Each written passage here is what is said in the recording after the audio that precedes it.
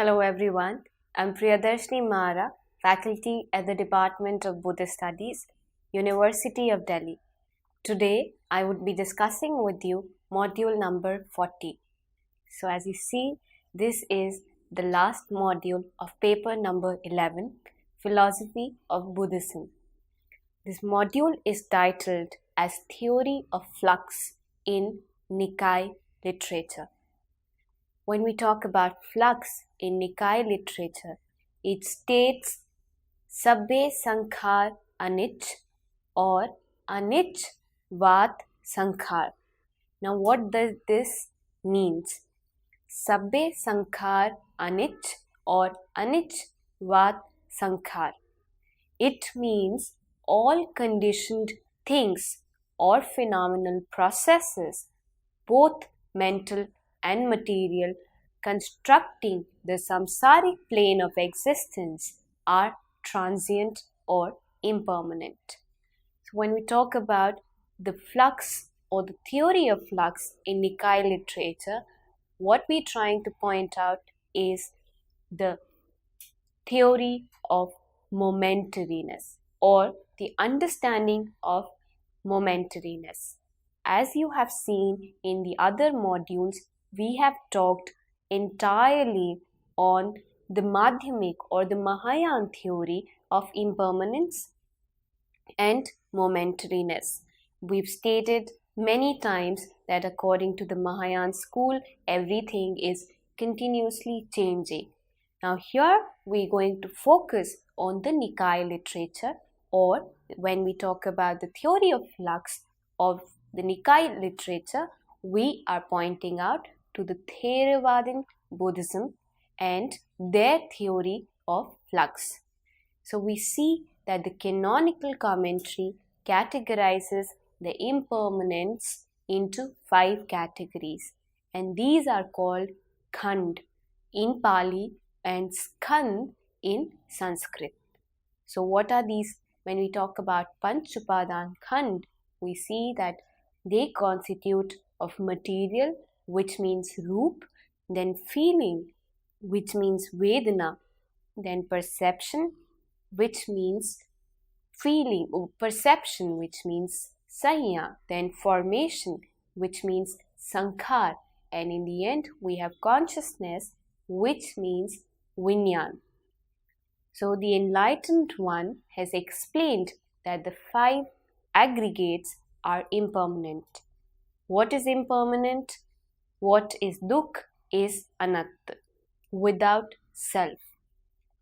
So we see what is impermanent is what is dukh, and what is dukh is anat, without self. What is anatta is that which is no self. Thus the one who sees it through perfect wisdom as it really is, without any attachments, is free from taints. So it points out to that person who sees this suffering without any taints and attains perfect wisdom, and then is free from all the attachment. Impermanence, when we talk about, is the rise and fall, which is also called as uday and vyay, and it states that whatever is subject to origination, which means samuday, is subject to cessation, which means nirodh. So anything according to the Nikaya literature, anything that exists or comes into being, which means samuday, is subject to cessation, which is termed as nirodh. The transmission, which means continuity, of a being to form new state of being every moment, and the state to be the subject of change, can be said to be synonymous with impermanence. So are you getting what we're trying to say, or how we are trying to define this theory of flux? It is again related to impermanent nature of thing. When we talk about flux, we mean change. So here the transmission or continuity of a being to form new state of being every moment, and the state to be the subject of change can be said to be synonymous with impermanence. Every being is in a constant state of change. You are not the same any next moment. Even your feelings and emotions keep changing according to how you are feeling. There is adrenaline rush in the body when you see something exciting. Sometimes when your body is tired, the blood pressure might go low. So there are these changes, physical changes even within the body, which are not apparent to the eyes, but there's a constant change. And the blood constantly moves through the veins and around the body like a river. So when you talk about a river, if you remember in one of the modules earlier, we said that Heraclitus, who's a Greek philosopher, also talked about theory of flux or momentariness. He said you cannot step into the same river again. And why can you not step into the same river again? Because that river is in a constant flow and is changing every fraction of a second. Likewise, when we talk about an individual being, or for that matter, when we talk about the veins which carry the blood around the body, we see that it is more like rivers flowing, or the tributaries of rivers flowing around the body. And if you cannot step into that river again because it's changing, so the same way a being, a person is also changing every fraction of a second. So therefore, impermanence is apparent to us at the empirical level in the form of changing of things like becoming, growing and decaying. But even in the internal levels, changes occur at rapid states. The self-atta, which is constructed upon four great entities, which are also known as Mahabhut, can last even for 100 years. But the mind, which is termed as manas or cognizance or consciousness, vinyan, arise and cease every moment. So when we talk about the self or the atta, which is constructed upon four great Mahabhut or entities, which is earth, fire, air, water, it can last even for 100 years. But when we talk about the mind, which has been attributed to be manas or vinyan or chit or consciousness, arises and ceases every moment. It's not that the body or the self that we're talking about is not changing, but it's just that these changes are slow or maybe not apparent to the eyes. When we talk about the mind is changing every moment. Now, if you remember Pratitya Samutpad or dependent arising, the essential doctrine of Sakyamuni Buddha states it clearly that the cessation of one condition gives rise to another effect, where ignorance being the root cause. The continuous process of rise and fall and the continuous change at every level of existence points out to the impermanent, non-eternal materiality. Attachment to the impermanent in the illusion of being permanent leads to suffering, as I've talked it in almost like half of the modules of this paper. Impermanence is the core of Buddhist philosophy. Then we talk about Pratitya Samutpad, which gives an understanding to the causal and effect relationship. All the phenomenal existence is transformed or put together within these 12 links of dependent arising. And it all begins with ignorance. Ignorance to be the first cause. It is taken to be the first cause. Why? There is no first cause as such defined by the Sakyamuni Buddha, but we take ignorance to be the first cause because we are in ignorance of knowing which is the first cause. That is the reason we consider ignorance to be the first cause. So, when we talk about dependent origination, we see that it is the attachment to the impermanent in the illusion of being permanent, and that is something that leads to suffering. Today, I hold on to something that is most dear to me in the illusion that it is going to last forever with me. But if tomorrow that thing is taken away from me or it gets dissolved, then I suffer. I am in pain. So, we fail to perceive its true nature, which causes pain at the time of its dissolution. Sakyamuni Buddha refutes both the extremes of Sasvatvad, which means eternalism, and Uchedvad, which means nihilism.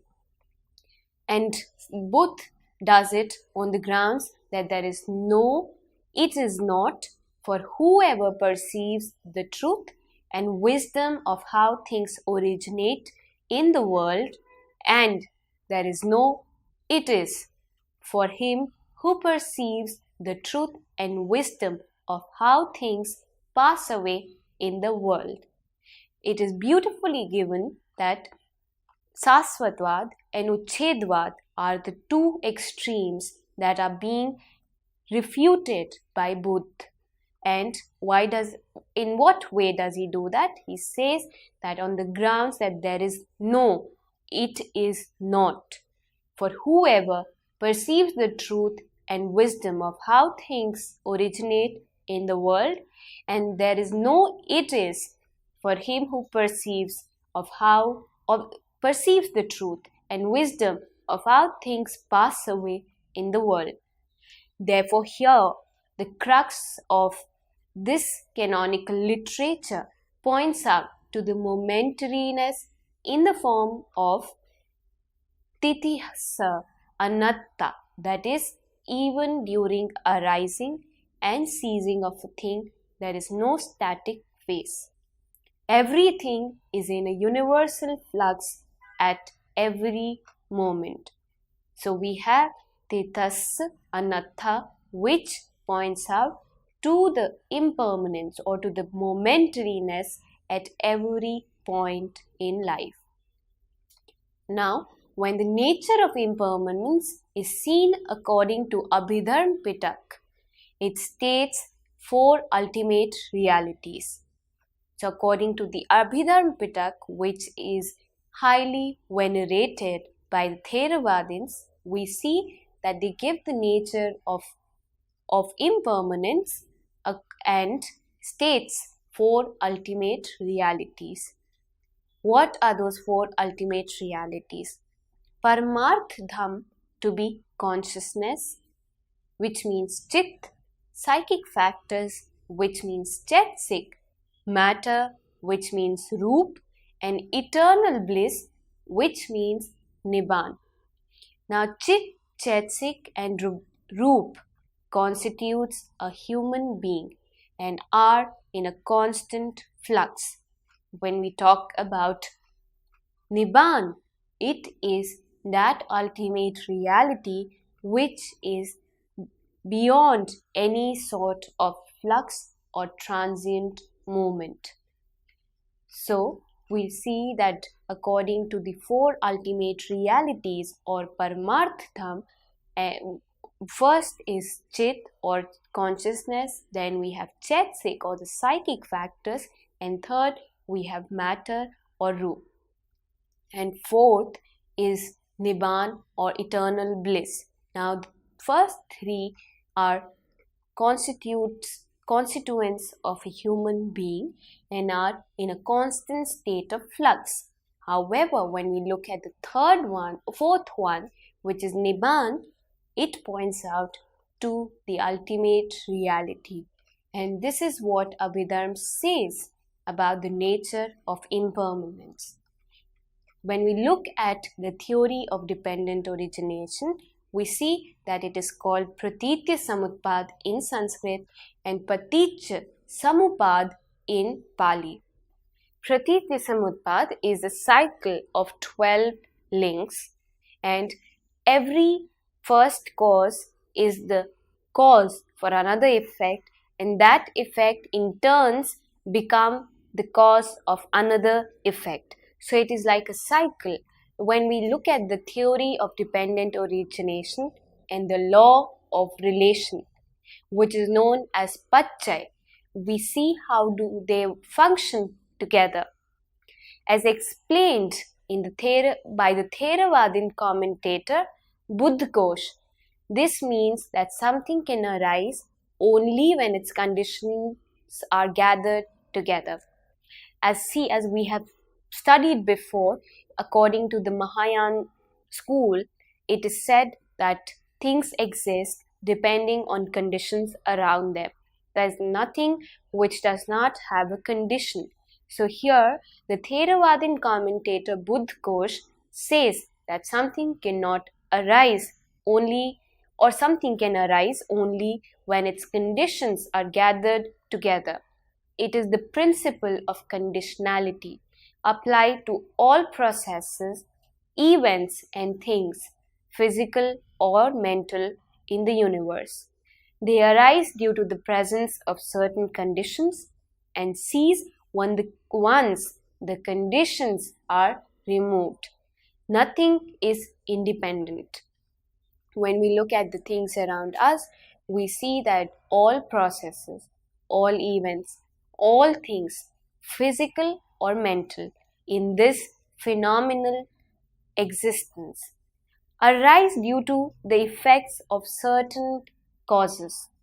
And once these causes or conditions are taken away, they cease to exist. Suppose, for an example, you are a person with certain characteristics. You go for job at a certain place, or you are a student, whatever. We're just taking a hypothetical situation as an example. So, I know you through your characteristics, through the way you dress up, through the way you look, how long your hair is, and through where you work, and even by your name. Okay, so these are certain characteristics. I know you depending on these characteristics. Now, if tomorrow you are a different person, or maybe you remove all these characteristics, do you really think I would be able to recognize you? No, you would cease to exist for me, because I know of a person who looks like this, who goes to work here, and those certain characteristics you are made up of. Now, if you remove these characteristics or conditions, for me, you would cease to exist. And this is what we're trying to say here. Every individual is an amalgamation or a constituent of certain characteristics and conditions. Once you remove these characteristics and conditions, you do not remain the same, or you cease to exist. The doctrine of Pratitya Samutpad gives rise to 12 links, also called 12 nidans. And when the cause and its conditions are destroyed, the effect also ceases to operate. By destroying these 12 links, man can liberate himself from the suffering and rebirth, thus destroying the Bhav Chakra, or the wheel of existence, and that is what dependent origination is also called. However, the wheel is discussed in direct or progressive order. It may be made to revolve in the reverse order.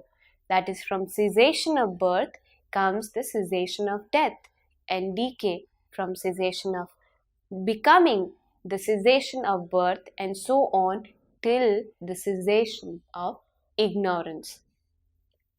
The Nikai state that the law of dependent origination is interior to the theory of relation, which points out to Pachai.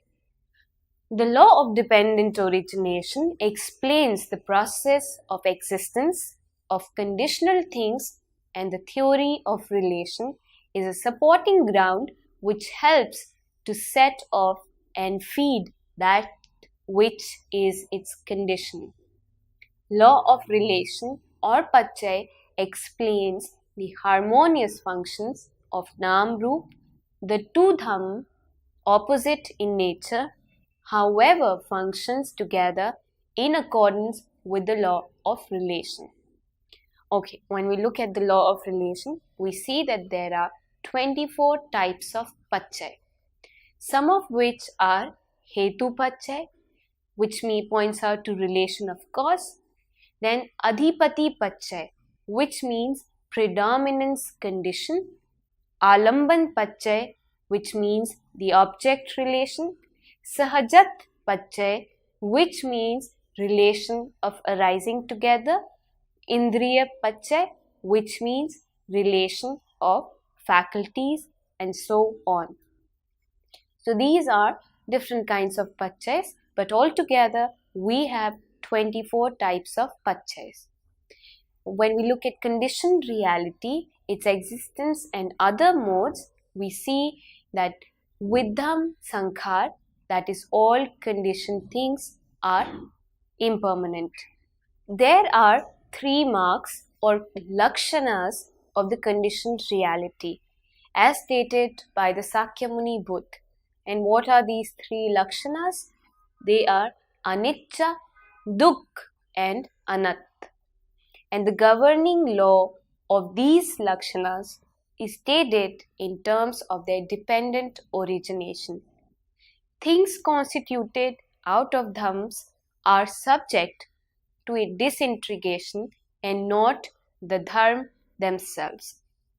They present 4 theories of change. When we look at the Nikaya literature, we see the presence of 4 theories that point out to changes. These 4 theories of change are, the first one is Bhavanya Yathatva, which is a change of aspects. This theory of Dharmatra states that the change or transformation leads to the non-identity of modes, and the object, which is Dravya or Roop, constitutes to be the same. The second theory of change is Lakshan Yathatva, a change of phase. Goshak represents this theory by stating that the characterization of the dharms as past, present or future leads to a change only in their characteristics, that is birth, old age and death. Then the third one we have Avasthan Yathatva, which means a change of condition.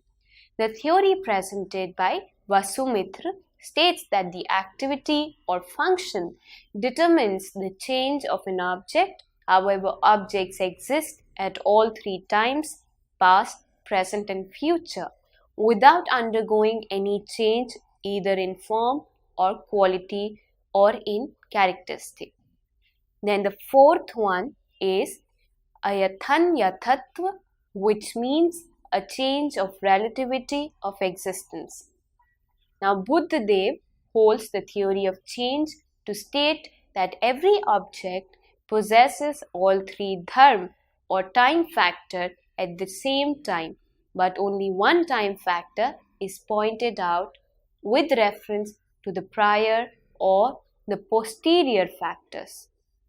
So the theory of momentariness, which is also known as Shanikvad, points out to incessant change that takes place every moment in the phenomenal world, constituting mental and non-mental.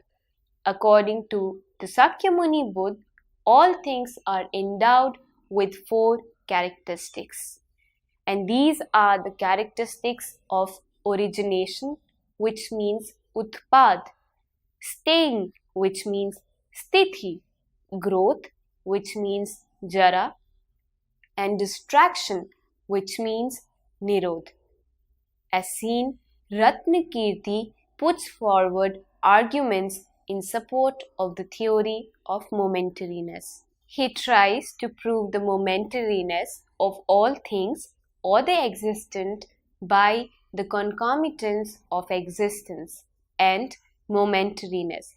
First, on the basis of Anvay Vyapti, which means the method of agreement in presence, and secondly, on the basis of Vyatirek Vyapti, which means method of agreement in absence.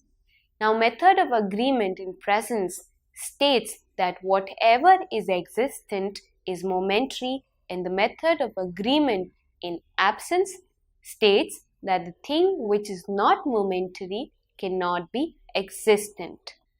So, try to understand it in a better way. I would be repeating this again. When we talk about Anvay Vyapti, it means method of agreement in presence. And when we talk about Vyatirek Vyapti, it means method of agreement in absence. When we talk about method of agreement in presence, we are pointing out to the existent, which is momentary, and the method of agreement in absence is the thing which is not momentary, cannot be existent. So this is the theory of method of agreement in presence and absence. Now the Buddhists try to show that the production of an effect cannot be accounted for only by holding that causal efficiency is the characteristic of existence. Now this causal efficiency being momentary, the Buddhist hold things must be regarded as having momentary existence. Thus, a permanent entity cannot bring about any effect either successively or simultaneously. Suppose a paddy grain can never produce a sprout unless it undergoes changes, that is, it is permanent. In other words, an existence, which means practical efficiency, and as a permanent entity cannot have practical efficiency, the permanent is never existent. Things that exist must be regarded as undergoing constant changes, that is, as momentary. Now, recognizing or having knowledge of the identity of something at 2 different points of time is due to similarity and not because of identity, as even an identity or individual existence cannot be identical for 2 moments. Therefore, it can be said that the phase or modes of a thing are momentary while the substratum is permanent, since it exists throughout the 3 divisions of time: past, present, and future. So here, when we talk about the identity or being identical of 2 things, it is not identity or identical nature that we are pointing out to. Rather, it is certain characteristic that might be similar, and that is what makes them similar but not identical. How can you talk about being identical of 2 different things when you yourself are not identical for 2 moments? Think about it. When we talk about identical things, you cannot say that 2 things are identical because you yourself cannot be identical with your previous self or with self in future. and this is going to change every moment. Buddhism states that ever-changing reality of the empirical phenomena, which involves the process of becoming something else, the way in which a small plant is always in the process of becoming a big tree, and a big tree is always in the process of becoming an old tree. The process is gradual and sometimes might be imperceptible to the human eye. In view of Buddhist philosophy, time is one continuous process. Each fragment portion of time merging into the other and forming such an unbroken continuity that no dividing line can precisely be drawn, separating past from present or present from future and vice versa. Because the moment you think of the present, it is vanished into the past. The present is always becoming the past, and the future is always becoming the present. This is the universal process, a constant flux. Everything, be it a person, a thing, or anything for that matter, is therefore merely putting together of component elements, and these component elements are never the same for two consecutive moments. The law of impermanence can be traced to dependent origination, where whatever exists arises from cause and conditions. The Buddhist theory of impermanence is extended to include everything, including consciousness, which is usually taken to be permanent, as the soul or as one of its qualities. According to Buddhist psychology, mind is nothing but a constant stream of flow of thoughts, and as the thoughts are in constant flow, they state the notion of being different, which further states the impermanence of mind. So that brings us to an end of the theory of flux according to the Theravada or the Nikaya text. We see that it is similar to what the Mahayanists have to talk about impermanence or theory of momentariness. So here we end with our last module. Thank you.